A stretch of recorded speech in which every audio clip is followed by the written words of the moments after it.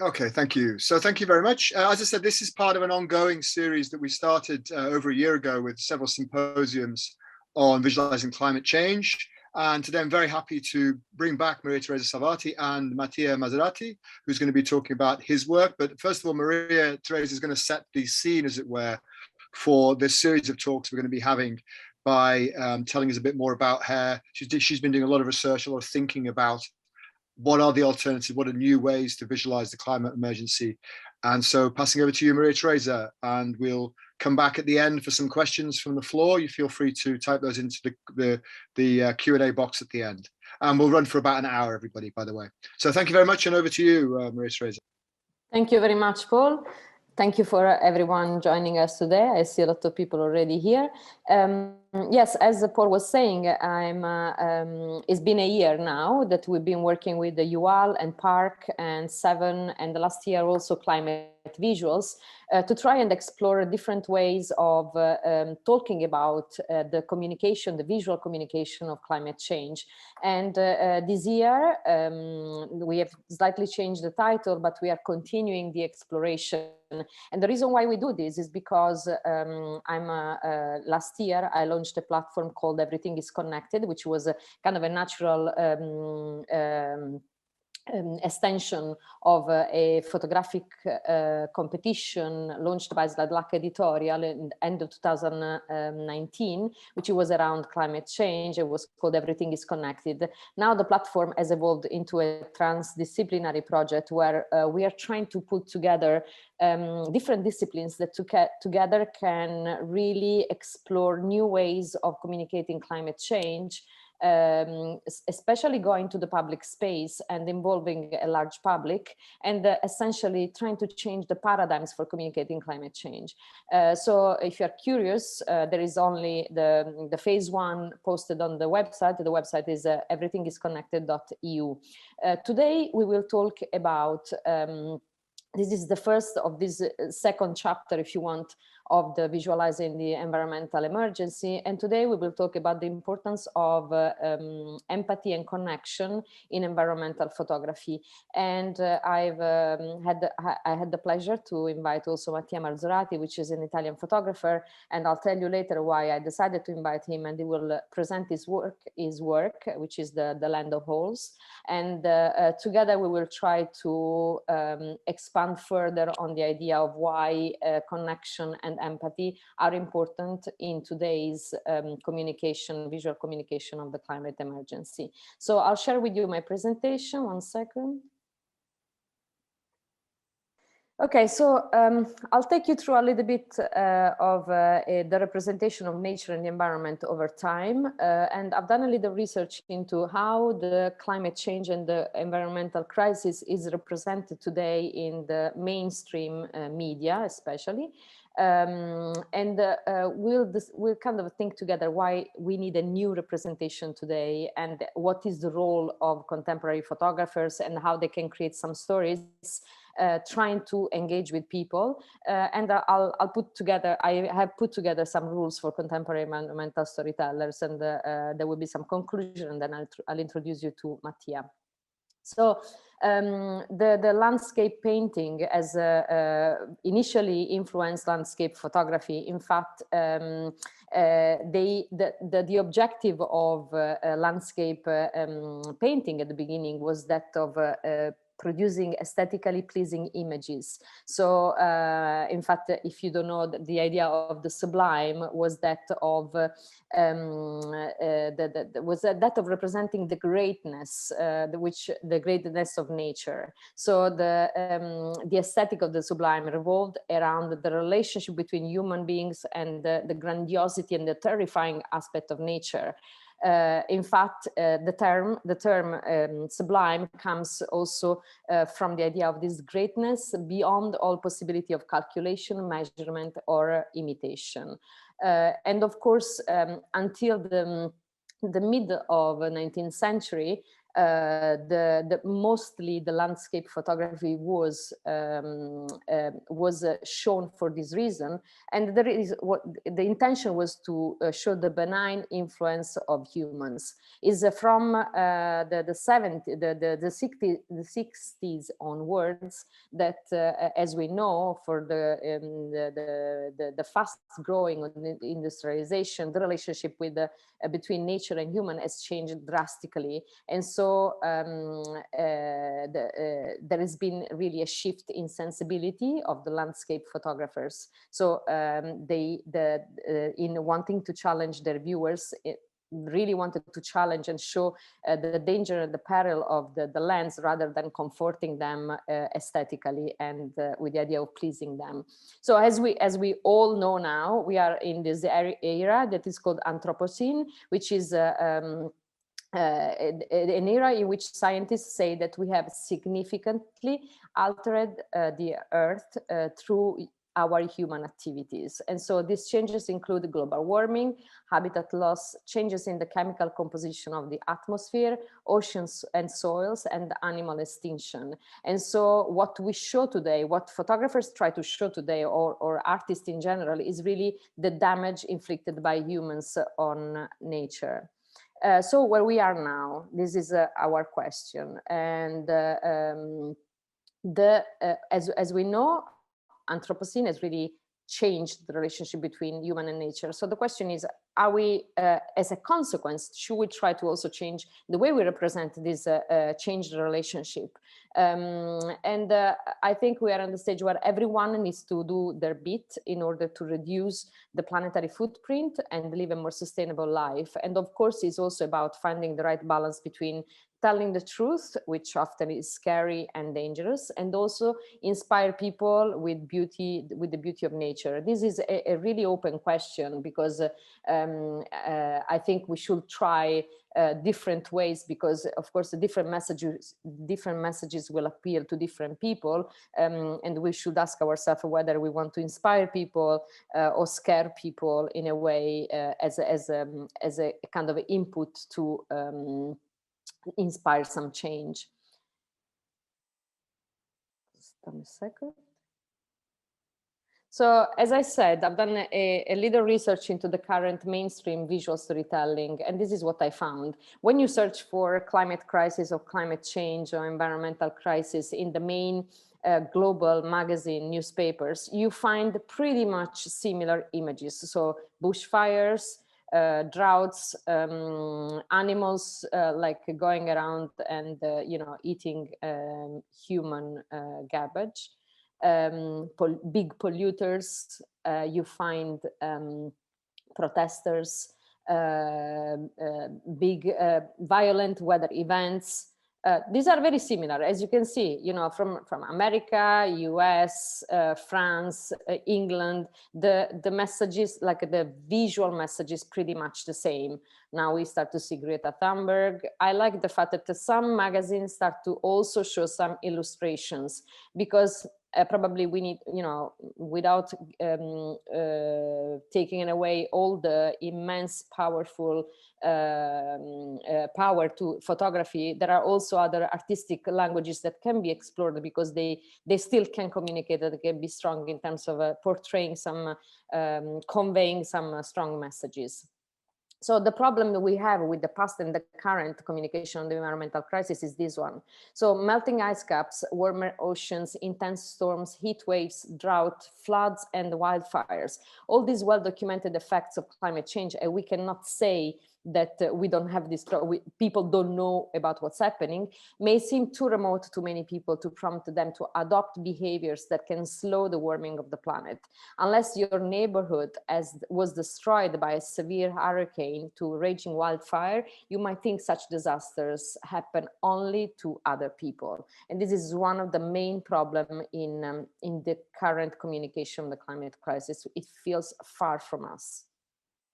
So, but what if we start to communicate the fact that no matter where you live, no matter what is your socioeconomic status, the climate change can endanger your health, physical and mental. We know now there is in many places, even rich places, even where the climate tangible events are not happening yet, or not such in a great way like they're happening in more vulnerable countries, a lot of people are suffering for anxiety related to the future.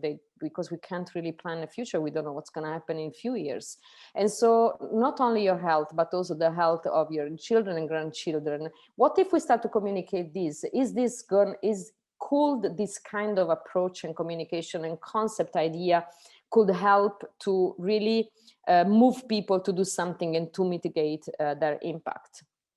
Let's be okay, let me do a little premise before this slide. All the documentary photographers that have worked on important matters all around the world over the years, unless they were working on personal project, or unless they were making that were trying to create iconic images for big magazines, often they were working for NGOs, and in most of the cases, the objective, what they were asking people to do, was to make donations for good causes. In the case of the climate change, what are we really asking people to do? Reality is we are asking people to make a cultural shift. Okay, we want people to change, to reconsider their habits and the way they live our lives. And we are asking to see the connection between all the events that happen remotely. We are asking to empathize with others suffering for the consequences of the climate crisis, and so act upon. And we're asking to become more conscious and create critical mass to deny consensus to big polluters and corporations, or to support the decision makers to impact on a higher political level to make changes. So, of course, it's a lot there. We are in an epoch in which no one can feel useless. No one can feel taken away from the big conversation about the environmental crisis. And so, obviously, you are, as a photographer, so whoever is in the crowd here, all of us, we all have some responsibility. And so obviously we're not asking photography to do, to do the revolution, but it's an important tool and needs to be used well in order to be a protagonist, a big part of this needed revolution. As we know, there are two key elements that represents human beings. One is that we seek patterns, and with science, for example, we seek patterns to understand what's going on in the world. This is the rational part. So if you talk with any scientist around the world that works on these topics, they will all tell you it's evident. It's evident what's happening. However, this is not enough for a human person to do something about it. Well, it depends what kind of sensibility you have, but also in order to feel emotionally connected with that story, with that evidence, we need to add the story part. So we like to tell ourselves stories, and the art, with art, we tell ourselves stories of what those patterns mean. And through these stories, we can affect how we engage with people and the world around us. And so we can really make a difference in the future. So stories and what art, contemporary photography do, it's very, very important. So the question are, can photography, contemporary photography, use its visual power to create stories that trigger empathy, closeness, and connectedness, and so inspire people to act? As I said before, we probably are, it feels like we're asking too much to photographers to do, but I think they have a responsibility in that sense. So whoever decides to work in this area, you need to consider a lot of things in order to understand what are you trying to do with your project, where are you bringing that project, how is distributed to people, who is the target you are trying to convey this message, and what you really want them to do. So we talked a lot, of course, it's not a new concept, the one of photography creating empathy, but what we really mean and why it's more important than ever in this specific area of environmental storytelling. empathy means try and experience other people's reality. So it's an active attempt to understand other people's perspective. In what way we do it? We try to create a two-way stream based on mutual understanding. We use active listening, and we open up. So we learn about other people's experience. Why we do this? Because this helps to fight prejudices, to find the commonalities, and so expand our moral universe. So when we talk about empathy, it's not just about showing an emotion of someone else. You also need to make that kind of really connection. You do it only if you, as the storytelling, as a photographer, trying like put in place an action, a relationship that really creates empathy, first of all, and then you probably are able to communicate to your viewers as well. And when we talk about connection, what is that? The connection with the story is very important. The connection between the story and people's lives. You need to make it relevant. Some topics are not relevant to some people. It will be more relevant to other people. And of course, you can't please everyone, but you need to really understand the person's story and person's lives in order to, so when you ask yourself, well, who I'm trying to talk with and why this story is relevant to these people. So you need to make that connection. The connection is also needed between the photographer, the subject, and the audience, which is kind of what I said before. And the connection, this is for me very important, between the story and some issues or way of living of the viewers, which is important to feel emotionally engaged. So you need to make that effort in order to understand, okay, this topic is relevant to these people. So I understand if we are trying to influence or change people's perspective on a specific way of living, which can be what you eat, what you buy, use of plastic, use of car or anything, you need to make that connection. So why this story is relevant to you, why is important to you. And this is one of the main reasons why I decided to invite Mattia to this talk, and I'll tell you more in a bit.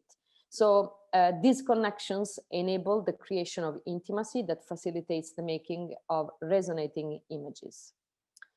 I've put down some kind of rules for contemporary environmental storytellers. This is kind of an open, I will consider it as an open list if you want, but for now and specifically to the creation of empathy and connection, these are for me the most important. I like this definition of a Cornell Kappa, which says the concerned photographer produces images in which genuine human feeling predominates over commercial cynicism or disinterested formalism. So if you decide to work in this field, probably, and you agree with the vision and the intention of what you're trying to do with this kind of photography, you probably are, you should consider yourself a concerned photographer. So one of the most important thing is the power of portraits. I don't know if you know this work by Gideon Mendel, Drowning World. It's very important to, this is also part of a research that Climate Visuals has conducted in the past probably 3 years, which is, it's very important to show real people and real emotions. So you need to look in the eyes of people, which and can be also either humans or animals, where you can really sense the feeling, you can relate to that feeling. So a person, because you know the credibility, the authenticity, the power of an image comes from recognizing an identifiable emotion, and of course this creates intimacy. One for me, a very important part, which you know, there are some examples around, and you should consider. So don't only think about the outcome in terms of like the beauty of the images, the aesthetics of the images. Try also to bring some dirty stuff in your work, but involve people, involve subject in the creation of the narrative. So people and communities not at the service of the photographer's eyes, but working with the photographer and using their tools to tell the stories from their own perspective, of course, guided by the storyteller. So it's not that you lose your perspective as a photographer. You don't lose your spot of beauty, allow me the usage of this word. It's still your point of view, and your point of view needs to be very clear. But in the creation of the narration, the narratives, that which is multi-layered, if you want, it's not just like you taking photos. It's also about creating a lot of layers in order to tell a more comprehensive and compelling story. And in this one, it's very important to take the perspective of other people rather than just going along with just your perspective. So the subject active part of the narration. I found a couple of examples. One is Save the Children time ago gave an Instagram account to Syrian refugee children in Jordan's Zaatari camp. And they were posting every day something about their day-to-day lives. And so you could relate to these kids. The camp has also been photographed by important photographers, and one of these was Mark Power. But these snapshots, can you see like the unfiltered vision and like the dirtiness, if you want, of like the everyday life? That's how you really get into the stories of these people without filters.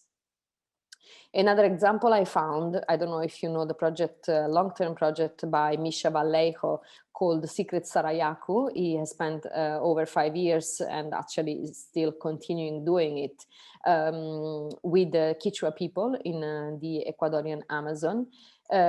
He has created really, probably at the as per today, probably is the most comprehensive and multi-layered project I've ever seen.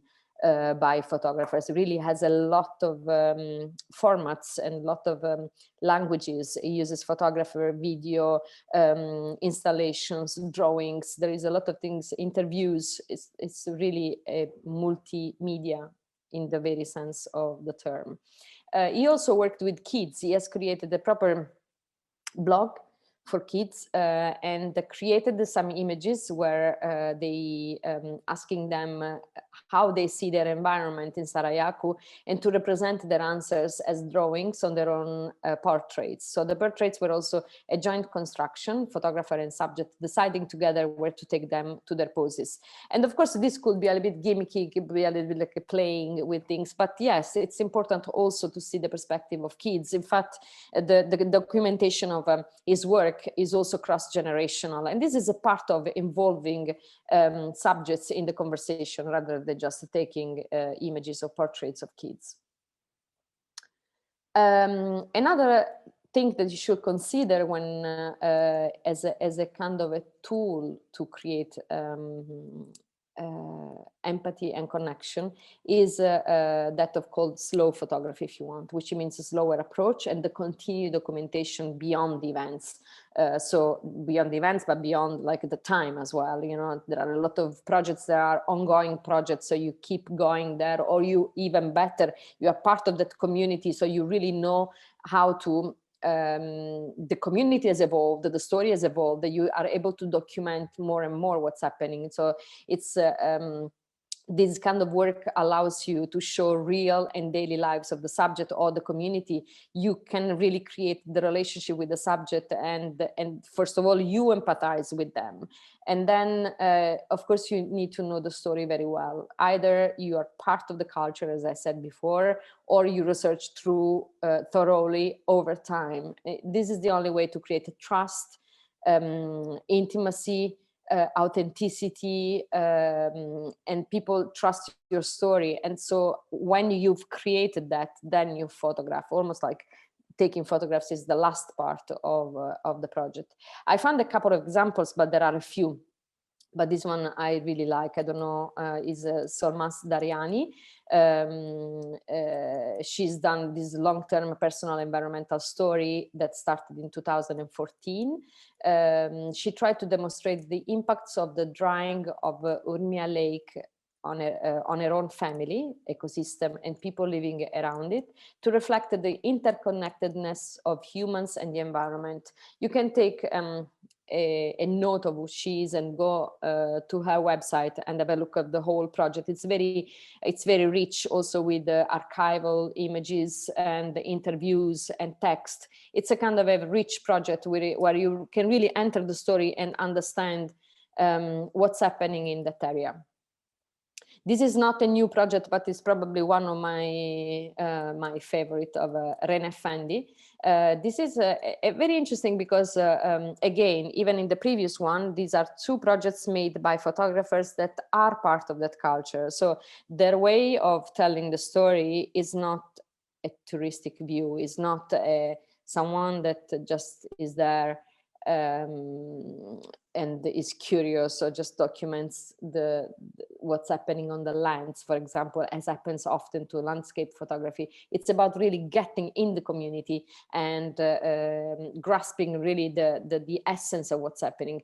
This is a very kind of a personal, universal project. It starts from a personal project about her relationship with the father, which was a collector of butterflies. And she creates a relationship between her father's collection of these perished and endangered butterflies and the fragility of life in one of the world's most polluted areas in Azerbaijan, where she was born and when she grows up. And if you, again, in this case as well, go to her website, have a look at the whole project, you can really sense the feelings. You can connect with these people because she is initially connected, and you can really feel also their emotions, and that's where how you create empathy.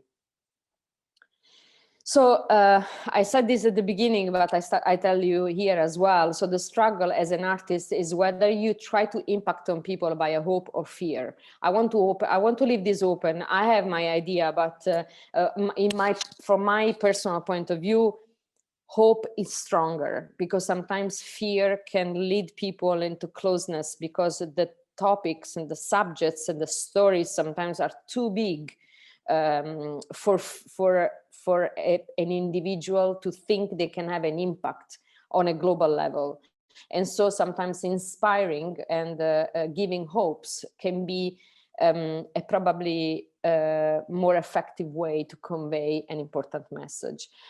This is, for example, one of the taken from a climate visual, which is related to what I was saying, because climate impacts are emotionally powerful. So showing impactful climate change consequences could be really overwhelming, because some people ask, okay, but what can I do about it? So you feel kind of useless in changing things. There is big conversations about, you know, as an individual, I can't really change the world, or as an individual, if you try to,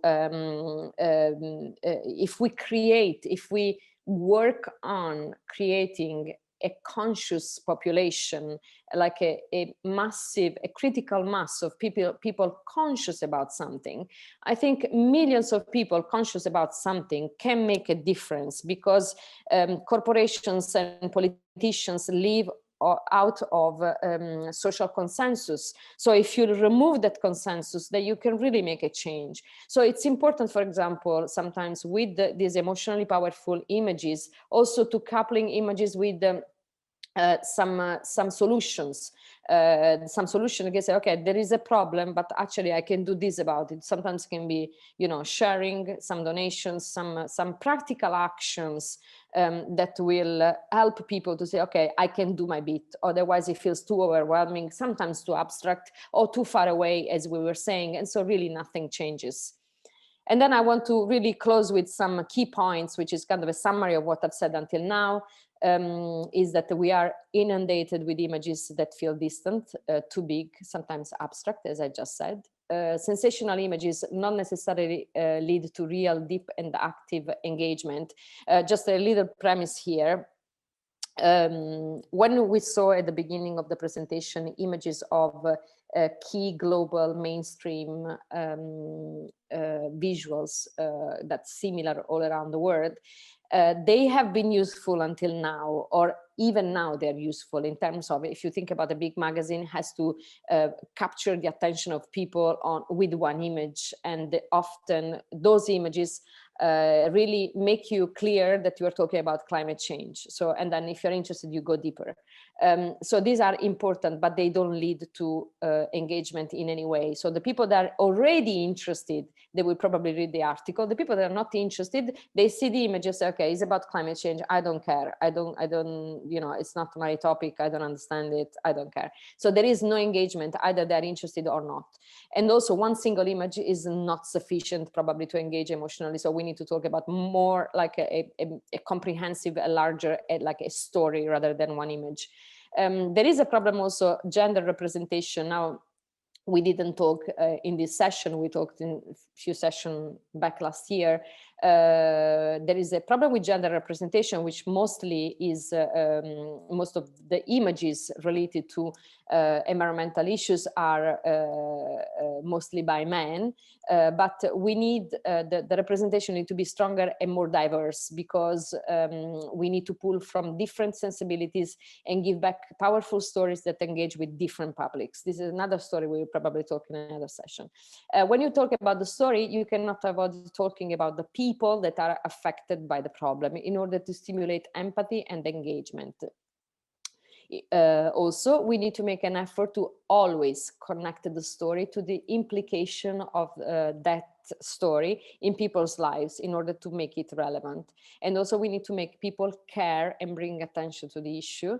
And we can make a difference if we come together as individuals, disciplines, and intention. And this is kind of the reason why everything is connected started, because we realize that you might think is overwhelming if you are a photographer, what we just talked about, and you feel, you know, addressed with a lot of responsibility, but it's not just a photographer's responsibility. I think now we need to go beyond the disciplines, and the photographers need to put their stories and their skills at the service of other disciplines as well, in order to expand the potentiality and the vision of what we're trying to do. Thank you. So if you are curious, go and have a look at the website, which is everythingisconnected.eu. Thank you very much. I will pass the word, unless Paul wants to say something, I will probably pass the word to Mattia. Mattia Marzorati, thank you for joining us today, is an Italian photographer. Mattia was one of the 10 photographers selected by Everything is Connected, by Zadlak Editorial for the Everything is Connected call. And the reason why I wanted him to join me today is because he's done something that not a lot of photographers do, and which is when we talk about an issue, rarely we say, okay, what is the implication of this? Okay, so there is a pollution, there is something. So what is the connection, the implication in my everyday life? I think you know, Everything is Connected started exactly for this. There is a gap in the global communication of climate change, because it's not enough to tell there is a problem. You need to tell also what is the implication of this problem in my life, because only if I see the connection with my life, I can actually move something. And this was clear when we actually started this period of a pandemic. You know, people are worried about their health. It's probably worrying about the health is the probably only thing that you're going to be touching in a very powerful way in order for people to do something. And this is why I think Mattia has done an amazing work. And so I leave the word to you, and maybe we will discuss a little bit after your presentation. Thank you. Thank you very much, and thank you for the invitation. So I will share the screen. Okay, so it's good. Nice. So this project is called the Land of All, and yeah, I started this project in 2019, 3 years ago. But actually, my interest in environmental issues starts in 2015. While I was living in Peru, in Cajamarca, that is a small city in the Andes, and I was working at the time as a social worker, so I was not a photographer, but I lived for 1 year in a city where there is a very strong environmental conflict, due to the mining activities. There is one of the biggest gold mine of South America. So I start there to be attracted by this, the implication of the human activities on nature, but also on the local population. So in 2019, I decided to focus on my own country, and especially in the north. I live 1 hour from Brescia. That is actually the area where I have worked for this reportage. And I found it pretty interesting, the thing that north of Italy is one of the most polluted areas in Europe, so of the entire continent, but the media is not really mediatized. A lot of attention is focused on the south of Italy. I think because it's the social situation, the lack of job in general. There is a situation that is in general worse than in the north. So it's easier to talk bad about, to focus on bad aspects in these areas where there are also other difficulties. In the north, like Brescia, in this case, that is this city in the north of Italy, is one of the richest city of Italy. So there is not lack of jobs. In general, everything works. So I found it interesting to read about a lot of articles and reports that actually say that Brescia is absolutely polluted and contaminated under different, and there are plenty of sources of pollution sources in this area. I started focusing on the mining activities because it is strictly related with the waste business. That is one of the main business of the province of Brescia. At the moment, there are the 20% of the waste in Italy are stocked in the province of Brescia. So it's really a huge quantity of waste. And it is related to the mining sector because the quarries of sand and gravel that we see in this photo or in this one, were considered perfect to be filled by the waste. So this characteristic of the territory, the presence of gravel and sand, was the origin also of the waste business. This business was conducted in two different, was managed in many different ways. One is the illegal way. In this photo, we have Nunzio Perrella, that is a former Camorra member. So Camorra is one of the strongest mafia organization in Italy and in the world also. He was the first in 1992 to speak to the government after his arrest. About the infiltration of mafia in the waste business. And so the comparison that I also used in the title of the project between the land of ores, that is the province of Brescia, and the land of fires, that is this area in Naples, where a lot of waste was hidden in the fields illegally. It's clear. And but of course, as I said before, the media, the attention of the media was just in the south, in the land of fire, but not in the land of ores. And in one of the latest reports written by the anti-mafia organization, the province of Brescia, but in general the north of Italy, is compared and called as the new land of fire. So it's pretty interesting that there is no attention by the media, while the anti-mafia district says that it's the new land of fire. So it's absolutely a critical situation. Apart of that, there are a lot of other environmental problems. The industrialization of the area, it's like 100 years old. And there have been a lot of environmental scandals during the years. For example, another critical aspect is about radioactive waste. So all this industrialization brought also radioactive waste from abroad, from other countries, because this waste was then treated in different ways. And now in the province of Brescia, there is the highest number of radioactive waste, of radioactive sites with radioactive waste. Another very heavy issue is the one about air pollution. In general, in the Padana Valley, but especially in Brescia, air is absolutely contaminated by PM10 and PM2.5. And the Lancet Planetary Health Journal says that in 2021, so last year, the air of Brescia was the most deadly in Europe. So also this data, this statistic is pretty strong. And it is connected with COVID. I mean, we know that the main places in the world where COVID was stronger and deadlier were exactly where the air pollution was heavier. And Brescia and Bergamo in Italy were the two main cities where the pandemic was really strong.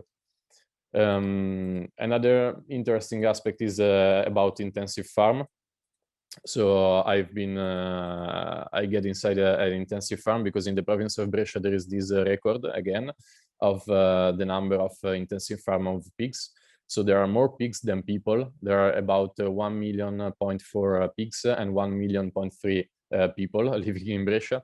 And also this activity has a really strong impact on the quality of the soil, the water, the aquifer, and the air, because also it produces PM 2.5. So it's really heavy for the environment. Apart of that, I decided not just to focus on the landscape. That of course it was super important in my project, because to show how the landscape is changing during these years was really important for me. And I had also the chance to fly it with a pilot over this territory. So I had the possibility to take photos from above, literally. And so it is an important part. But another aspect that I found really important was about the people that I met there. So I wanted to show how humans are destroying the environment in this area, but also the consequences of this pollution and this activity on the people living there. And it is interesting because it's a really rich area. So a lot of people really were ignoring about this situation, and they were just focusing on the good salary that they have, the good car, but not about the health aspect. So I tried to focus on this aspect about the health of the people living there through portraits mainly. I have also some photos of demonstration, like this one, for example. But the portrait was the main tool that I wanted to use.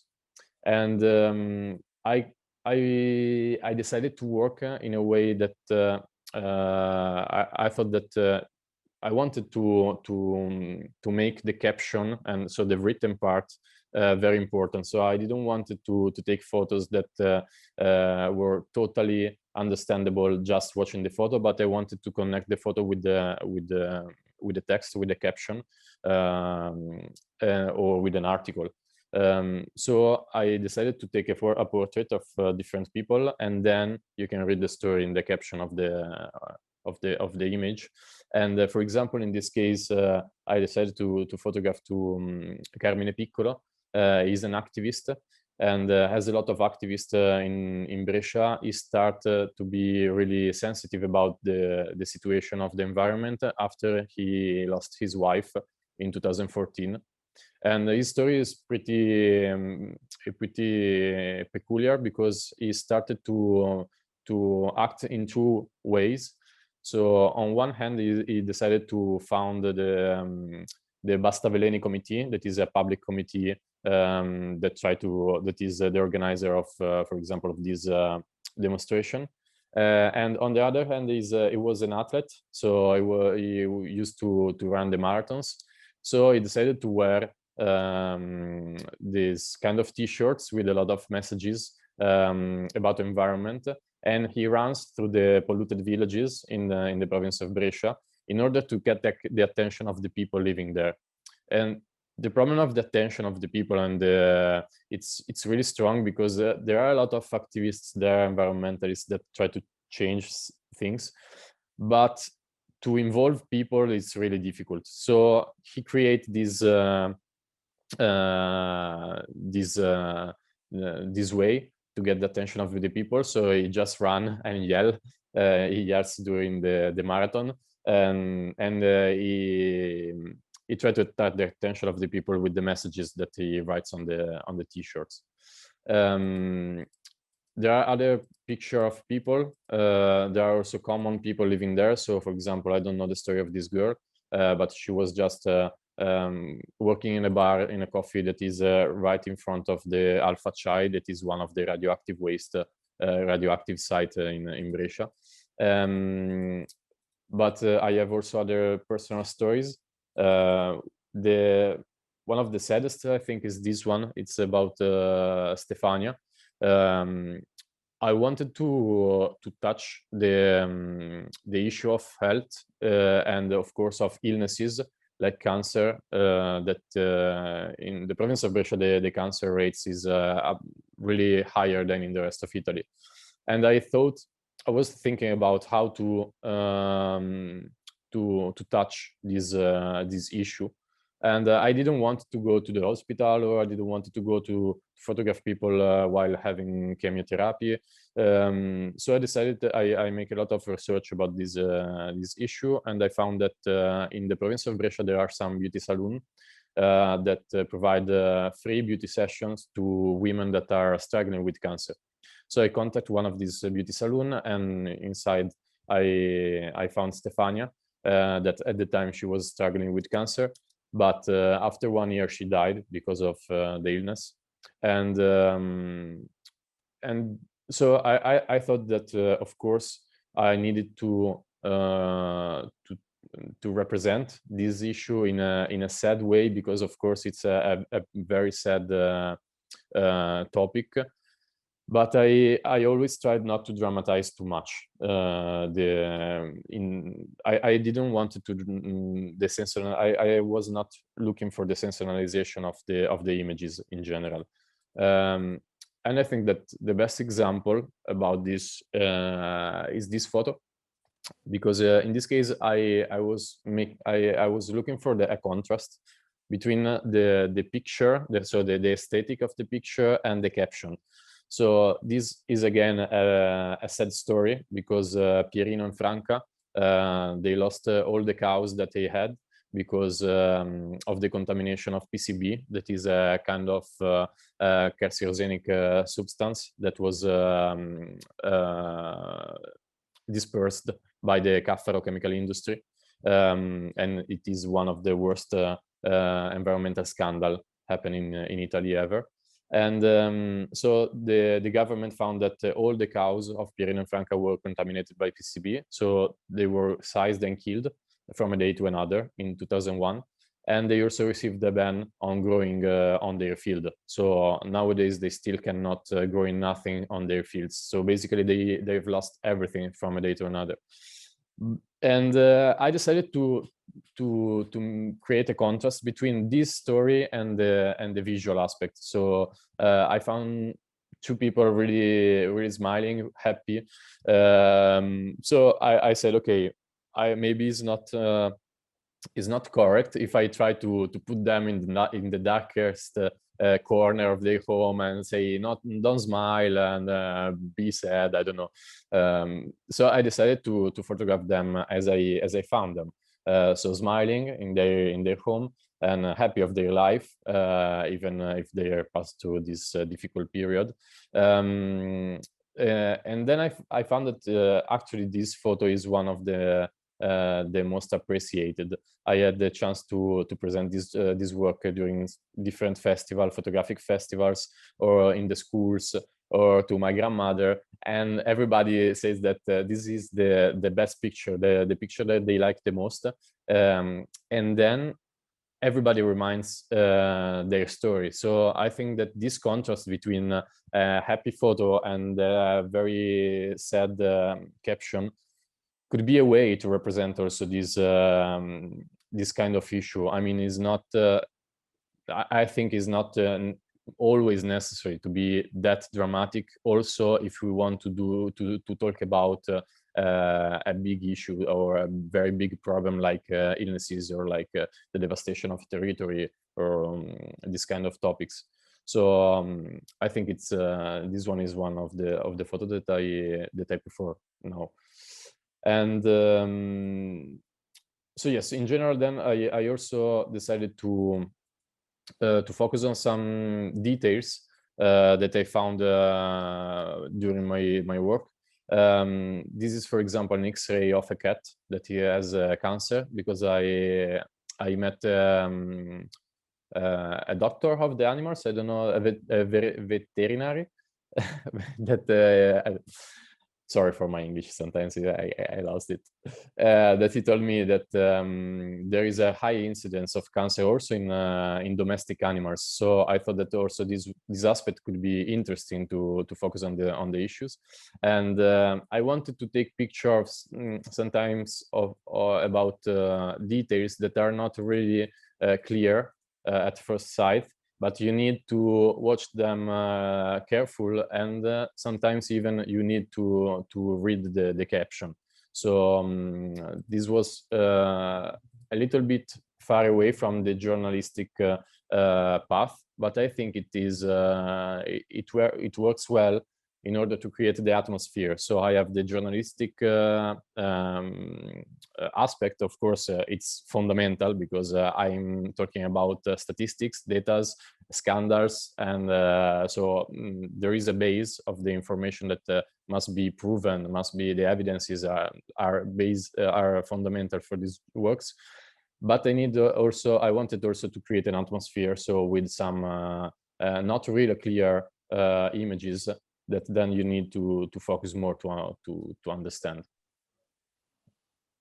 Thank you, Mattia. Thanks to you. Thank you. I guess we need to leave some space for questions. If I can, I want to ask you a question first. You can take you can stop the okay, yeah. The sharing.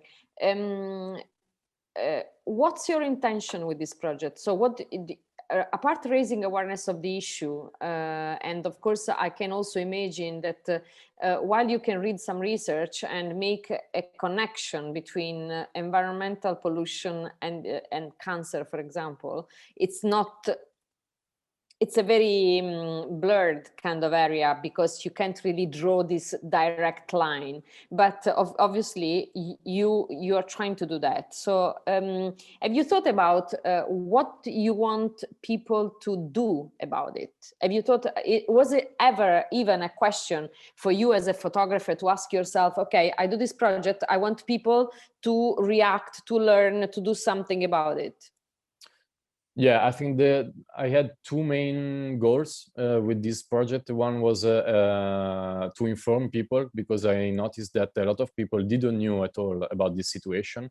So one of the purpose of my project was the journalistic and informative aspect. On the other hand, yes, I wanted to try to move people to do something. That also just really small action, like join a demonstration on Sunday afternoon. I mean, nothing really special, but I think that also these little moves can be useful for everybody. So if you're also for example, for Basta Veleni, if they organize a march and you join the march, and at the end there are 10,000 people, it's a very strong message also for the activists, but also for the politicians. They start getting a word about that the people wants a change. If you don't want to spend your Sunday afternoon in the march, and you go to the coffee or to the bar, or you stay at home watching football, you don't, the politician really doesn't perceive the attention of the people. So I hope that with this work, with this job, just I can push a little bit someone to do something more than nothing too big, but yeah, but everything is useful. I guess these are new questions for photographers, I think, but I don't know if they are too new, but it's something that a photographer should ask himself anyway, even if, you know, your ambition can be just about raising awareness, but still. I have a lot of questions, but I think it's fair, Paul, if we open to the public in case there are questions. Yeah, we have one question from Arki. Thank you for the wonderful presentation. I mean, I think it's quite an interesting question. It's about the scale that we're working at. I'm going to try and rephrase his question. So he's saying that obviously these are huge issues that we're trying to deal with, broad and all-encompassing. But, you know, should we be telling those very big stories, or he says perhaps it's far simpler to tell one or two stories instead and work on a smaller scale, perhaps. So I guess it's the kind of local versus global perspective. I don't know what you think about that. What's the most effective? Because I think you started off by saying that sometimes we feel these issues are so huge that we can't do anything about them. So is the question for me or Mattia? For both of you, I guess, because I think, you know, Mattia's project is quite personal and quite local, but equally, I think it's dealing with a big problem. So I think that it's always a case of small talking big. So that it starts with what you know. So you have to start with what you know. And sometimes if the issue is too big, you might not know exactly what's going on. And also you might feel connected and learn because you belong to a story, or you have researched, or you've lived in that community, so you are able to tell a story. Then the ability, starting from a personal or a small, to translate that into a universal message where everyone can connect with, that's another ability. Another skill that photographers should have. In fact, the two projects I presented as examples of slow photography, the ones of Reina Effendi and Sarmaz Dariani, are both documentation of their own family and land, but still they have the ability to talk about something universal, and that should be the scale for me. Yeah, I agree totally with you. I was saying the same. And this is one of the reasons also why I invited Mattia. He knows the land, he knows the story, but how big is that? You know, even if you're talking about a small part of Italy, you're still talking about a massive thing that can be applied in every side of the world, really. Yeah, I think that in general, maybe the right answer, the right question is for how long you want to work on this project. Because, for example, this was my first long-term project that lasted 3 years, and maybe is not even concluded. But I think that the time that you spent on the issue, it's absolutely crucial. So you can also be a local, but if you stay just 1 month on the issue, your work, it's like this. If you stay 3 years, it's a different kind of work. If you stay 10 years, another one. So I think that, of course, you have to know perfectly the topic that you want to tell, because if you cannot tell a story that you don't even know perfectly, and you have to. I think it's important to choose a topic that really important. It's really important for you, and so it's easier to get to follow the work for years maybe, or for the necessary time until you have a body of work that is it's solid, you know. So a part of I think that you can also travel and try to tell stories in other continents. Of course, it's not forbidden, but of course it's more difficult, and because you have to know the culture, you have to know the language, you have to know the situation, you have to know the politics, and so it's, of course, it's much harder. And then I think that the time, it's crucial. So it depends how much time you want to spend on the work.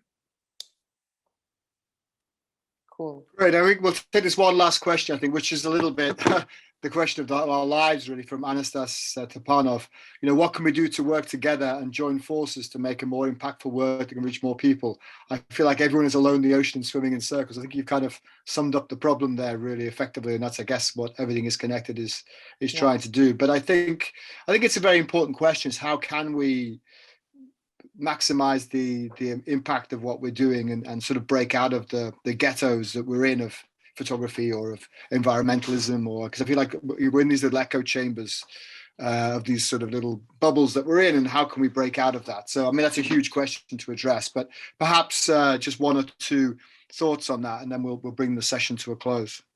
Yeah, well, as Paul was saying, this is what really exactly we're trying to do, because we live in our bubble. You know, if you talk with photographers, there is a certain areas we know, but now that I'm trying to put together also other disciplines such as science, sociology, architecture, mass media, this is one of the biggest challenges. Every area, every disciplines is thinks they know everything, including photographers. I mean, every discipline is, for everyone, is difficult to get out of the area.